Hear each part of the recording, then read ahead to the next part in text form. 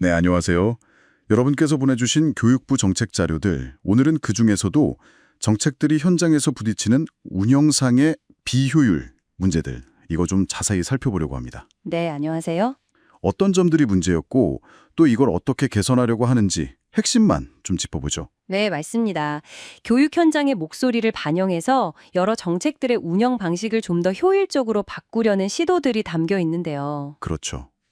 교원 연수부터 시작해서 고교 학점제, 교육 정보 시스템, 방과 후 학교, 평생교육까지 정말 다양합니다. 정말 많네요. 구체적으로 어떤 문제들이 있었고 또 어떤 해결책들이 제시됐는지 같이 한번 살펴보겠습니다. 좋습니다. 그럼 첫 번째로 교원 연수 문제부터 볼까요? 이게 지역마다 연수 시스템이 달라서 교사분들이 받는 연수 질이 좀 다르고 실제 수업에 바로 적용하기도 어렵다 이런 이야기가 있었어요.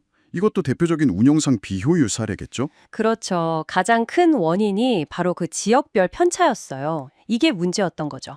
네. 이걸 해결하려고 공통으로 활용할 수 있는 연수 모듈 이걸 개발하고요. 아, 공통 모듈이요? 네. 그리고 교사의 역량을 좀 체계적으로 검증하는 인증제 이걸 도입하는 방안이 나왔습니다. 인증제까지. 네. 그러니까 필수 역량이랑 교과 내용을 담은 표준 모듈을 만들고 또 인증제를 시범 운영해서 어디서든 비슷한 수준의 연수를 받고 그 효과도 검증하겠다. 이런 거죠. 알겠습니다. 그럼 다음은 고교 학점제군요. 학생 선택권은 늘었는데 학교의 입장에서는 어떤 과목을 어떻게 열어야 할지 그 기준이 좀 애매해서 혼란스러웠다. 이런 지적도 있었어요. 네, 맞아요. 자율성은 주어졌는데 뭐랄까 구체적인 가이드라인이 좀 부족했던 거죠. 네. 그래서 학교가 교육 과정을 잘 설계할 수 있도록 표준 매뉴얼 이걸 제공하고 아, 매뉴얼. 네. 그리고 좀 어려움을 겪는 학교들을 위해서는 현장 컨설팅 이걸 강화하는 쪽으로 방향을 잡았습니다. 매뉴얼에는 실제 사례 중심으로 좀 쉽게 따라할 수 있게 만들고요. 실용적이겠네요. 네. 그리고 시도교육청별로 컨설팅단도 운영해서 지원할 계획이라고 합니다. 그렇군요. 자, 학교 행정 시스템 이야기도 빼놓을 수 없죠. 여러 시스템이 그냥 따로따로 돌아가다 보니까 선생님들이 같은 내용을 막 여러 번 입력해야 하는 불편함. 이거 정말 비효율적이었겠는데요? 아, 맞습니다. 그 시스템 간 연동이 안 되는 게 진짜 문제였죠. 네. 그래서 개선 방안은 단일 업무 포털을 구축하는 겁니다. 하나로 합치는 거군요. 그렇죠. 성적, 생활기록부, 출결관리 이런 걸 한 곳에서 다 처리할 수 있게 하고요. 시스템끼리 자동으로 정보가 연계되도록 API 표준화 이것도 추진합니다. 결국 교사의 행정 업무 부담을 좀 실질적으로 줄이는 게 목표죠. 네, 꼭 필요해 보입니다. 그리고 방과 후 학교, 이걸 외부 기관에 맡길 때 책임 소재가 좀 불분명해서 문제가 생기면 혼란스럽고 민원도 많았다 이런 내용도 있네요. 네, 그 책임 범위가 명확하지 않아서 생긴 문제였습니다. 그랬군요. 그래서 학교랑 위탁기관 각각의 역할과 책임을 딱 명확히 규정한 운영 매뉴얼 이걸 만들고 계약 기준도 구체화하기로 했습니다. 아, 매뉴얼이랑 기준. 네. 그리고 교육청 차원의 운영 지침도 배포해서 방과 후 학교 운영의 신뢰도를 높이고 문제가 생겼을 때 좀 더 잘 대응하려는 거죠. 초등 돌봄 교실이랑 연계된 수업도요.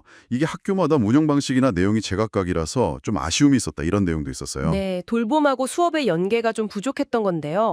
이걸 개선하기 위해서 그 돌봄 시간이랑 교과 수업을 좀 자연스럽게 이어서 운영할 수 있는 시간표 모델, 이걸 개발해서 보급하고요. 담당 교사 연수도 강화할 예정입니다. 모델 개발과 연수 강화군요. 네, 시범 학교를 운영해서 효과적인 모델을 발굴하고 또 확산시킬 계획이고요. 알겠습니다. 다음은 대학 이야기네요. 대학의 비교과 프로그램, 그러니까 정규 수업 외 활동들, 이게 성과 측정이 제대로 안 돼서 얼마나 효과가 있는지 알기 어려웠다. 이런 문제도 있었네요. 네, 맞아요. 성과 분석 체계가 없었던 게 원인입니다. 사실 이게 중요하거든요. 그렇죠. 뭘 했는지 알아야. 그래서 학생들이 어떤 비교과 활동을 했는지 이걸 좀 체계적으로 관리하는 이수 관리 시스템, 이걸 만들고요. 시스템 구축. 네, 그리고 참여 학생들의 피드백을 정기적으로 받는 시스템, 이것도 구축하기로 했습니다. 이걸 통해서 프로그램 질을 높이고 성과를 제대로 관리하겠다, 뭐 이런 거죠. 대학별 통합 플랫폼도 시범 운영할 예정이라고 하고요. 네. 이제 평생교육 쪽으로 가보면 지역마다 좀 비슷한 프로그램이 중복해서 개설되고 정보는 막 흩어져 있어서 이용자들이 불편했다 이런 지적도 있군요. 아, 그렇죠. 정보 접근성도 떨어지고 중복 문제도 있었던 거죠. 네. 해결책으로는 지역의 모든 평생교육 정보를 한데 모은 DB 플랫폼, 이걸 구축하고 또 프로그램 개설 전에 미리 등록하게 하는 사전 등록제 도입을 추진합니다. 플랫폼하고 사전 등록제. 네, 교육부랑 지자체가 좀 협력해서 운영 기반을 마련하고 이용자들이 원하는 정보를 쉽게 찾고 중복도 줄이려는 그런 시도입니다. 기초학력이 부족한 학생들을 지원하는 사업도 있었죠. 이것도 지역별로 대상 학생 선정 기준이 달라서 일관성이 좀 부족했다 이런 문제점이 있었고요. 맞습니다. 시도별 기준이 다른 게 문제였죠. 네. 그래서 전국적으로 동일하게 사용할 수 있는 표준 진단 도구, 이걸 개발하고요. 학생 수준에 맞는 단계별 지원 체계를 마련해서 기준을 통일하기로 했습니다. 아, 진단 도구를 표준화하는군요. 네, 초1부터 중3까지 적용되는 공통 모듈이랑 전국 단위 성취도 기준, 이걸 적용해서 더 정확하게 진단하고 또 제때 지원하겠다, 이런 계획입니다. 온라인으로 여러 학교가 같이 수업 듣는 공동 교육 과정. 이것도 플랫폼끼리 호환이 잘 안 돼서 활용도가 좀 떨어졌다. 이런 지적도 있었네요. 이건 기술적인 문제군요. 네, 맞아요. 기술 호환성 부족이 발목을 잡았습니다. 좀 답답했죠? 네. 그래서 학습 관리 시스템, 그러니까 LMS랑 출결, 평가 데이터 이런 걸 통합 관리할 수 있는 기술 표준, 이걸 만들고요. 표준 마련. 네, 그리고 이 표준을 만족하는 플랫폼만 인증해주는 공동 플랫폼 인증 체계, 이걸 도입할 계획입니다. 시범 운영 후에 전국으로 확대해서 온라인 수업의 효율성 그리고 편의성을 높이려는 거죠. 자, 드디어 마지막입니다. 학점은행제. 교육기관 인가 절차가 너무 복잡하고 오래 걸려서 신규 기관들이 참여하기가 좀 어려웠다. 이것도 운영상의 문제로 꼽혔군요. 네, 그렇죠. 행정 절차의 복잡성이 뭐랄까요, 진입장벽이었던 셈이죠. 이걸 좀 간소화하기 위해서 심사 과정을 온라인으로 처리하는 전자심사, 이걸 도입하고요. 전자심사. 네. 그리고 과거 이력을 바탕으로 자동으로 요건 충족 여부를 검증하는 시스템 구축, 이것도 추진합니다. 기관들의 편의와 만족도를 높여서 학점 은행제를 더 활성화하려는 그런 개선안입니다. 네, 오늘 정말 교육 정책 곳곳의 비효율 문제와 개선 방안들을 쭉 훑어왔습니다. 들어보니까 시스템 통합이나 표준화, 매뉴얼 제공 같은 좀 공통적인 해결책들이 눈에 띄네요. 그렇습니다. 결국은 이렇게 흩어져 있던 기준이나 시스템을 좀 정비하고 현장에서 실제로 작동할 수 있도록 구체적인 지원 방안을 마련하는 방향으로 가고 있는 거죠. 네.